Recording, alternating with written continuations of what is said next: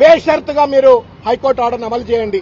We are hearing the news that ఏదో writ appeal చేస్తాం, పెద్ద పెద్ద లాయర్లను పట్టుకొస్తాం, పెద్ద పెద్ద లాయర్లను పట్టుకొచ్చి మేము డబ్బులున్న లాయర్లను పట్టుకొచ్చి మేము ఏదో మ్యానిపులేట్ చేస్తాము, రిట్ అపీల్ చేస్తాము, ఫస్ట్ కోర్టుకు పోతామని చెప్పని అంటున్నారు. ఏ కోర్టుకు పోయినా నిర్దాక్షిణ్యంగా మీరు నిరుద్యోగుల గొంతు కోసినట్టే. మీ దగ్గర డబ్బులు ఉండొచ్చు, పెద్ద పెద్ద రాయలు రావచ్చు, రిట్ అపీల్ చేయొచ్చు, సుప్రీంకోర్టు పోవచ్చు, ఇంకెక్కడికైనా పోవచ్చు. మీరు వేసే ప్రతి అడుగు తెలంగాణ నిరుద్యోగ విద్యార్థుల యొక్క భవిష్యత్తును సర్వనాశనం చేసినట్టే, కాల రాసినట్టే అనే విషయాన్ని రేవంత్ రెడ్డి గారు టీజీపీఎస్సీ తెలుసుకోవాలని చెప్పని. హుందాతనం ఉండాల. చేసిన తప్పును కోర్టు ఇంత స్పష్టంగా చెప్పిన తర్వాత హుందాతనంతో తప్పును ఒప్పుకొని ఆ పరీక్షను పూర్తిగా రద్దు చేస్తే మీకు కూడా మానవత్వం ఉంది, విఘ్నత ఉంది అని చెప్పని ప్రజలు అనుకుంటారు. కాబట్టి ఈ యొక్క పరీక్షను గిటపీల్ అని చెప్పని హైకోర్టు ఆర్డర్కు వ్యతిరేకంగా పోకుండా వెంటనే రద్దు చేయాలని చెప్పని. అదేవిధంగా ఇన్ని తప్పులు ఎట్లా జరుగుతాయి? There is an IAS officer sitting there.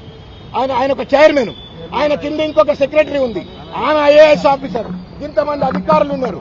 ఇంతమంది ఉండగా ఇన్ని లోపభూయిష్టంగా ఎగ్జామ్ ఎట్లా నిర్వహిస్తారు? ఇన్ని లక్షల మంది జీవితాలతో ఎట్లా చెలగాటమాడతారు? అంటే తప్పనిసరిగా దీంట్లో ఉన్నటువంటి ఒక అవినీతి వెనక ఉన్నటువంటి ఒక పెద్దలు ఎవరు, తిమింగలాలు ఎవరు బయటికి రావాలా.